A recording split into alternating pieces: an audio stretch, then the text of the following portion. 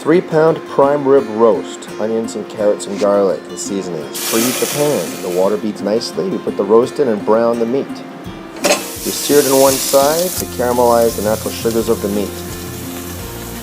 After searing for about 5 minutes, flip over and sear the other side. Sear all sides. Browning and caramelizing nicely. Leave the little jar and keep searing. After the roast is nicely seared all around,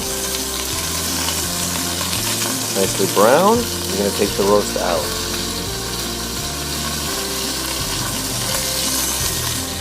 I'm going to add my paste mix. Is a bit of soy sauce, hoisin sauce, sun-dried tomato, dried herbs, a little bit of cayenne pepper, some salt. Into the pan, I'm adding carrots, onions, and garlic. I've turned the burner down, and we saute the onions and garlic.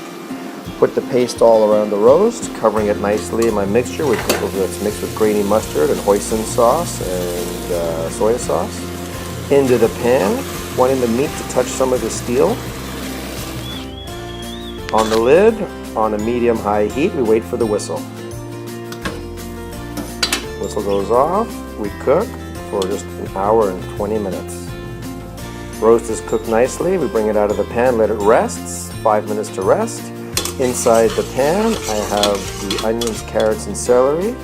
I'm adding a bit of Campbell's beef broth, low sodium beef broth. And we cook that and blend for our gravy. Blend all it up, get all those natural flavors and juices off the bottom of the pan. After the roast is rested, slice it apart beautifully. Now, isn't that great? Nice medium rare roast, just the way we like it. And that's another fantastic roast beef dinner at Dinner for Two. And that's the way we like it, because life should be delicious.